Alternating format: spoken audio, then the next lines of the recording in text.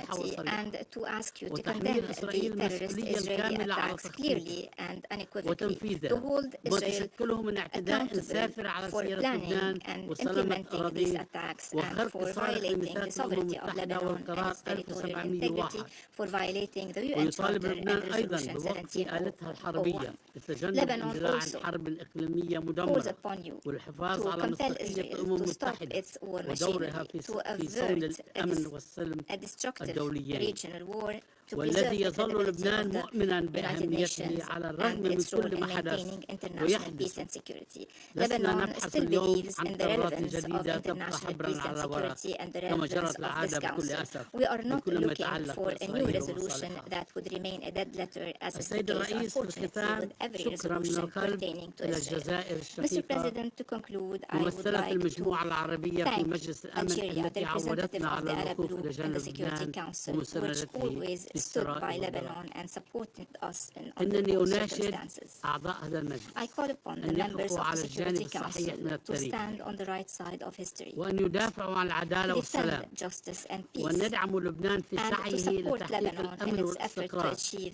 stability لقد and وصلنا security. اليوم إلى لحظة الحقيقة This is the moment of وجئنا truth, لنضع أنفسنا بتصرف عدالة الأمم المتحدة and we are ومصداقيتها أمام العالم أجمع. resorting to the justice of إما the United Nations يفرض هذا and المجلس counting على on your إسرائيل credibility. وقف عدوانها Either this وتطبيقها council لقراري compels مجلس Israel الأمن to stop its aggression and 1701 implement Security Council Resolution 1701 and ووقف حربها 2735 على كل and end الجبهات its war on all وعودة fronts, النازحين allow the إلى return of the بلداتهم displaced to their villages, وإما نكون شهود or زور we على will be الانفجار silent الكبير witnesses to the الذي great تلوح وتبشره في explosion الأفق. that is looming on the horizon. فاعلموا اليوم وقبل فوات الأوان Today لأنه and لن before يوفر it is شرقا too ولا late, غربا you have to ساعة understand that this لا ينفع explosion الندم will spare ونعود neither جميعا east إلى nor عصر west الظلمات and will take الحرب us من back to the أمامكم dark ages. والقرار The war is in front of you and resolutions 1701 and 2735 الخيار are in your لمجلسكم. drawers. The choice is وهل yours. سيتحرك مجلسكم Will your الكريم august بسرعة council وحسم intervene وتقف طبول swiftly and الحرب decisively to التي silence تدق the drums أبواب of الشرق war الأوسط بأسره أم threatening the سنبقى Middle East, متفرجين or على will we تدحرج كرة النار stand idly الخيار لكم looking? فاختاروا ما بين The choice السلام is yours والنار and you have to choose لقد between peace أطلقت and fire. صرختي من على هذا المنبر I am وأكررها here to هذه repeat المرة this للمرة call for الثالثة the third time. ونحن في خضم We الصراع are amidst a أعطوا conflict, السلام فرصة and I repeat, give أعطوا السلام peace فرصة a قبل chance. فوت Give الأوان peace a chance before it ألم is too تشبع late. إسرائيل حروبا Didn't وقتلا Israel get ودمارا enough wars, ألم يحن conflicts, الوقت killing بعد and لاختصار destruction? المسافات Isn't it time والعذابات to end our علينا suffering, جميعا لنزرع to sow بذور the seeds مستقبل of a أفضل better لشعوبنا future for our ولنرفع peoples, أوزار هذا الصراع and to spare عن future الأجيال generations القادمة from this وشكرا. conflict? Thank you, President. I thank His Excellency Mr. Bo Habib for his statement. I now give the floor to the representative of Israel. Thank you, Mr. President. Once again, I sit here in this council as I did on Monday, Thursday, and now Friday, defending Israel's right to exist, to defend ourselves. Also on Tuesday and Wednesday, we sat at the General Assembly for 2 days watching the Israel-bashing circus led by the Palestinian Authority as part of their diplomatic terrorism. Are there no other conflicts in the world? Are there no other pressing matters that require this Council's attention? Or is the UN's obsession with condemning Israel so consuming that it blinds you to everything else? We did not seek this war. We did not. On October 8th, while Israeli civilians were still being slaughtered in the south by Hamas, Hezbollah, I haven't heard you, Mr. Minister, mentioning Hezbollah even once in your speech. Hezbollah unleashed hundreds of rockets at our civilians in the north. This was not provoked. It was a calculated assault to show support for Hamas, a declaration made by Hassan Nasrallah himself. Since that day, over 8,000 rockets have rained down, 46 of our people have been murdered, 294 injured, and more than 60,000 remained displaced, unable to return to their homes in the north as Hezbollah attempts to burn them to the ground. Every day, Hezbollah's rockets deliberately target our civilians, attempting to destroy homes and force entire communities to flee in fear. Families have been torn apart. 12 Israeli Druze children who were playing soccer one moment were dead the next. And still, the terror continues every day. Where was the international community? Human rights? Nowhere. Every day, rockets, missiles, drones. Hezbollah's relentless attacks have forced innocent civilians, parents, children, the elderly, to abandon everything. They are now refugees within their own country, living in temporary shelters, unsure of when or if they will ever return to the places they once called home. This is not just the displacement of individuals, but of entire lives, memories, and futures. It has been nearly a year since they were forced to flee, and still they wait for the day when it will be safe to return. Israel will not allow this to continue. Our objective is very clear. We will restore security to our northern border, and we will bring our people home. It is our responsibility. The goal of returning our displaced citizens has been formally included in the objectives of this war. We will do whatever it takes to achieve this, and we will not allow Hezbollah's terror to dictate the future of our nation. If Hezbollah does not retreat from our border and back to the north of the Litani River through diplomatic efforts, Israel will be left with no choice but to use any means within our rights to defend our citizens and enable the evacuees of the north to return to their homes. Hezbollah has turned southern Lebanon into a war zone, using civilian homes as weapons depots and UNIFIL bases as launch points, digging tunnels beneath them and using innocent civilians as well as UN peacekeepers as the human shields. This is not just an attack on Israel. It is a crime against Lebanon itself. Hezbollah has brought untold suffering, not just to Israelis, but to the Lebanese people, who are also trapped in the grip of this terrorist organization. If this modus operandi sounds familiar, it is because the same is used by another terror organization, Hamas, also using civilians. Yet, the Lebanese foreign minister who sits here today could not find the courage to even mention Hezbollah. We know that is a problem. If we will sit together, we can achieve very fast agreements about everything. I'm not familiar with occupation of Israel in Lebanon. I'm not familiar with these major disputes. We can sit with your help and achieve some kind of a compromise. But we know that the real problem is not Lebanon. The real problem is Hezbollah. It is his government, after all, that bears the responsibility. They are incapable of implementing Security Council resolutions, nor preventing terrorist organizations from dragging their entire country into war. Minister Abdallah Abu Habib, Your Excellency, you have allowed a terrorist organization to create a state within your state, bringing ruin to your own people. Instead of blaming us, your peaceful neighbors, you should take action now to restrain Hezbollah and avoid greater escalation. If you continue to ignore Hezbollah's aggression, the pain and the suffering of the Lebanese people will be on your shoulders. Mr. President, while Israel is not seeking a wider conflict, I will be clear, we will not allow Hezbollah to continue its provocations. Their actions violate international law, and Israel will defend itself. We will not allow our people to live under constant threat, nor will we allow Hezbollah to use Lebanese territory as a launchpad for violence. For too long, we have called on this Council to enforce Resolutions 1701 and 1559. For too long, our calls have been ignored. For years, Israel has supplied data on Hezbollah's buildup in clear violation of Council resolutions, but to no avail. Hezbollah and its Iranian puppet masters must face real consequences for their actions. Hezbollah must be disarmed, and Iran must be held accountable for destabilizing the region. The world cannot afford to let Hezbollah's terror continue unchecked.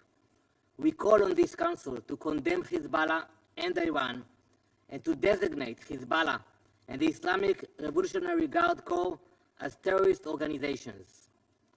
Words are no longer enough. This Council must act. For nearly a year, we have exercised restraint. We did, waiting for a diplomatic solution. And this is what we would prefer. We prefer, and we urge you, and we're taking those who are trying to help this process. That's what we want. We have no desire for war, but we cannot continue to allow our people to bleed, nor can we abandon the 60,000 Israelis who have fled their homes. The outcome of this situation is clear. Hezbollah will be pushed back from the border, exactly as stated in Resolution 1701. The question that remains before us is how this will be achieved and at what cost. The devastation caused by Hezbollah's actions goes beyond human lives. Over 800 fires have been ignited by Hezbollah's rockets, burning more than 50,000 acres of forests, nature reserves, and agricultural land. Entire ecosystems have been destroyed. This is not just an environmental disaster. It is an act of war against the land itself. And yet, where is the UN? Where are the voices of condemnation for those who claim to care so deeply about the environment? The UN is about to convene its summit of the future. We know that climate and the environment are central themes, but where is the concern for the fires Hezbollah has set? Where is the outrage for the destruction of our forests, your forest in Lebanon? UN officials cannot even mention Hezbollah in their statements. This hypocrisy cannot go unchallenged. As I stated just 24 hours ago, Iran is the real instigator behind all of this. Hezbollah does not act alone. It is a puppet, and Iran is pulling the strings. Iran arms them, funds them, and directs their operations. Iran's influence stretches far beyond our borders, from Lebanon to Syria, from Yemen to Iraq. If Gaza could have been the Singapore of the Middle East, Beirut should have been the Paris of the Middle East. But we see that wherever Iran is involved, chaos and destruction inevitably follow. Mr. President, Israel will do whatever is necessary to protect its citizens. We will bring our displaced people back to their homes in the north. We will restore security, and we will bring calm to our nation. This is our right, and we will exercise it fully. The Security Council should stand by Israel as we seek to accomplish this, because it is not just Israel's fight. It is a fight against terrorism, against instability, and against the forces that seek to destroy peace in the region. When the time comes, do not look to us for blame in protecting our people. Now is your time to speak up and act before we have to. I thank you, Mr. President. I thank the representative of Israel for their statement. I give the floor to the representative of the Islamic Republic of Iran. Thank you. In the name of God, the compassionate and merciful, thank you, Mr. President, for convening this emergency meeting. We thank Lebanon and Algeria for requesting this meeting. We also thank Mr. Caldo and Mr. Tork for their briefing. We welcome the presence of His Excellency Mr. Abdullah Abu Habib, Minister for Foreign Affairs and Immigrants of Lebanon, in this meeting. Mr. President, member of the Security Council, this meeting is requested to address systematic and provocative act of terror committed by occupying regime of Israel on September 17 and 18 in Beirut, Lebanon, as well as in a part of Syria, deliberately targeting innocent civilians, including children. The method of this barbaric attack was unprecedented, as it was covertly handheld communication device was deliberately detonated, resulting in loss of at least 37 civilian lives and injuring thousands more, most likely of them injured from their eyes, including Iran's ambassador. Despite concerns by international community, this regime continues its aggression against the sovereignty and territorial integrity of Lebanon and Syria. Just this morning, an air strike targeted the residential areas in Zahia, a densely populated suburb of Beirut, causing civilians casualties and loss of life. Mr. President, targeting thousands of people across various age groups in densely populated area of Beirut, whatever in their home, streets, workplaces, or shopping centers, is a clear act of terrorism and a flagrant violation of international law, in particular international humanitarian human rights law and numerous resolutions of this body, especially resolution on the protection of civilians. These widespread and systematic crimes aimed at mass killing, severe suffering, and serious injury to civilians constitutes crimes against humanity.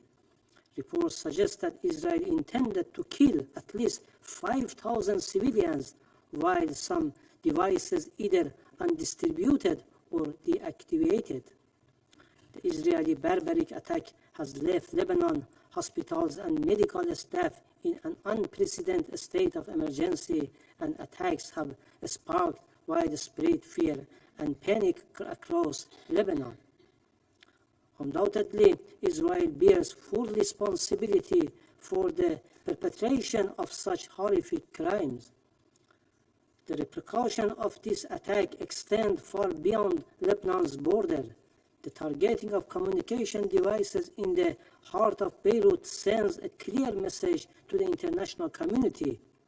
Israel is willing to commit any crime, no matter how extreme, to violate and attack the sovereignty and security of countries in the region and threaten regional and international peace and security. The Islamic Republic of Iran condemns in the strongest terms these horrible and barbaric attacks. We extend our deepest condolences and sympathies to the people and the government of Lebanon and the families of the victims of this heinous terrorist attack. We wish a swift and full recovery to the injured and reaffirm our unwavering solidarity with our Lebanese brothers and sisters. Mr. President, the attack on our ambassadors is a blatant violation of international law and diplomatic norms. The protection of diplomatic personnel is a fundamental principle of international relations. The Israeli terrorist attack has flagrantly violated the 1961 Vienna Convention on Diplomatic Relations and 1973 Convention on the Prevention and Punishment of Crimes against International Protected Persons, including diplomatic agents. We will rigorously pursue accountability for the attack on our ambassador in Lebanon. We reserve our right under international law to take all necessary measures to respond to this egregious violation. Unfortunately, this Council has remained silent in the face of ongoing Israeli aggression and illegal actions, including the attack on Iran's diplomatic mission in Syria on 1st April 2024. Now again, this regime has crossed a red line by targeting our ambassador. Mr. President, let us not forget that these atrocious crimes against the people of Lebanon are part of a broader pattern of aggressive policy by Israeli regime. The Islamic Republic of Iran has repeatedly warned about the serious repercussions of malicious activities of the Israeli regime in the region. For the sake of regional peace, security, and the so-called ceasefire talks, the Islamic Republic of Iran has consistently shown maximum restraint. However, Israeli atrocities, from the ongoing genocidal war against the Palestinian people and occupation of Palestinian territories, to illegal strike in Syria and Lebanon, on the attack on Iran diplomatic mission in Syria, and cowardly assassination of Palestine's former prime minister and the political leader of Hamas in Tehran, demonstrate an Israeli relentless commitment to destabilizing the region and threatening international peace and security. Mr. President, the gravity of Israeli atrocities against the people of Lebanon must be recognized not just as an attack on Lebanon, but as a threat to peace and security across the region. We must ask ourselves, how much longer will the international community allow such atrocious crime to go unchecked? For decades, Israel has engaged in a pattern of aggressive actions aimed at destabilizing the region, whether through military operation, sabotage, or direct attack on civilians. This continuous aggression endangers the peace and security of the Middle East, fueling cycles of violence and further entrenching conflict. Regrettably, the Security Council has failed in its duty to maintain international peace and security. Israel's malevolent activities are often overlooked or outright supported by certain Western nations. Unwavering political, military, and economic support provided to Israel by the United States and its allies emboldens this regime to continue its violations without fear of accountability. This unconditional support, coupled with the deliberate blocking of any international effort to hold Israel responsible, has created an environment of impunity. The international community must not ignore the role of the Western countries, in particular the United States and UK, play in enabling Israel's aggressions. These heinous crimes once again shown the Israeli leadership has no intention to adhering to international norms or the so-called ceasefire negotiations, frequently referenced by the United States in this council as being near resolution. The international community, and particularly this council, has a duty to confront not only the direct perpetrators of such crimes, but also those who provide them with the means and political cover to commit them. The failures of this body to hold Israel accountable has only emboldened the regime, allowing it to continue its aggressive and unlawful behavior. The Islamic Republic of Iran stands firmly with the government and the people of Lebanon, and we will not rest until those responsible for these atrocities are held accountable. We reaffirm our commitment to upholding the principles of international law and the Charter of the United Nations. However, it is incumbent upon this Council to act to stand up for justice, for peace, and the protection of innocent civilians. In conclusion, Mr. President, I categorically reject the baseless accusation made by the representative of Israeli regime against my country. The representative of this terrorist regime, led by a notorious prime minister who is under arrest warrant by the International Criminal Court for the commission of war in Gaza, consistently relies on lies and disinformation to evade responsibility and to shift blame onto others. The very foundation of this regime is rooted in aggression, occupation, terror, and genocide. So nobody will take seriously this unfounded claim. I thank you. I thank the representative of the Islamic Republic of Iran for their statement. I give the floor to the representative of the Syrian Arab Republic. شكرا سيد الرئيس. السيد الرئيس أدلي بهذا البيان Thank you, Mr. باسم المجموعة President. العربية في الأمم المتحدة في نيويورك. Deliver the statement on behalf of the Arab وأشكركم group على in the United استجابتكم Nations here in للطلب New York. الذي I wish تقدمت to به thank you الجزائر for having الشقيقة العضو العربي في مجلس الأمن لعقد هذه الجلسة الطارئة في ضوء التصعيد الأخير في العدوان الإسرائيلي المتواصل على لبنان الشقيق منذ ما يقارب العام. وأرحب بمشاركة السيد وزير خارجية لبنان عبد الله أبو حبيب الموقر في هذه الجلسة.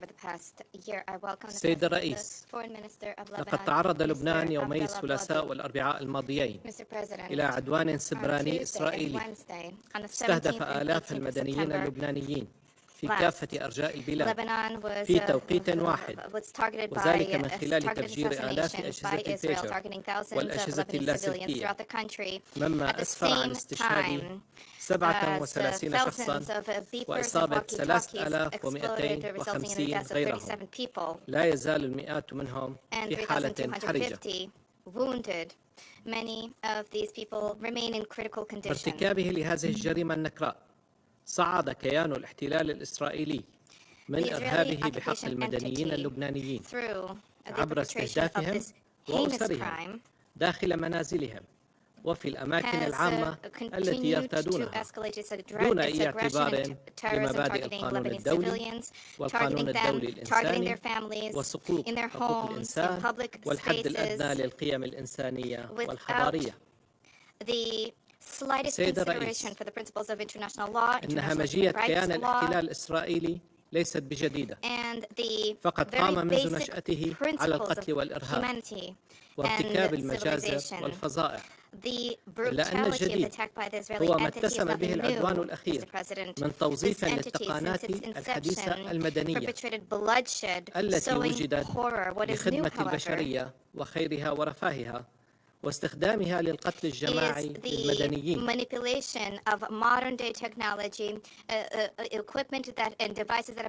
لقد حول كيان الاحتلال أجهزة عادية تستخدم لأغراض مدنية في مختلف القطاعات إلى قنابل موقوتة تقتل حامليها دون تمييز وتلحق بهم وبالمحيطين بهم إصابات بليغة، وأوجد حالة من انعدام الثقة حول العالم بمدى موثوقية وأمان أجهزة الاتصال بأشكالها كافة.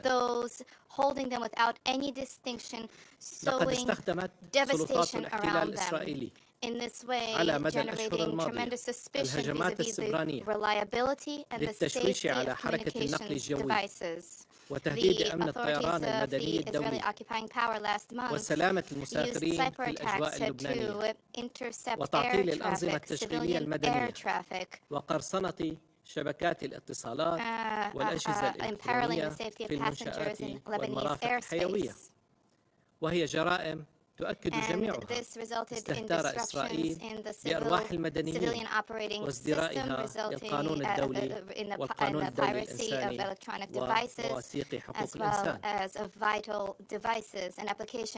تدين المجموعة العربية بأشد العبارات العدوان الإرهابي الإسرائيلي على الشعب اللبناني الشقيق وتدعو لمساءلة مرتكبيه وتعرب عن تعازيها الخالصة للبنان حكومة وشعبا ولأسر الضحايا وتمنياتها بالشفاء العاجل للجرحى، كما تعرب المجموعة العربية عن تضامنها الكامل مع لبنان ودعمه في مقاومته وتصديه للعدوان الإسرائيلي المتواصل الذي يهدد أمنه واستقراره ويلقي بأعباء إضافية على لبنان في الوقت الذي يواجه فيه تحديات كبيرة في قطاعات مختلفة بما فيها القطاع الصحي. تطالب المجموعة العربية مجلس الأمن بإدانة هذا الإرهاب السبراني الإسرائيلي والعدوان المتواصل على لبنان الشقيق.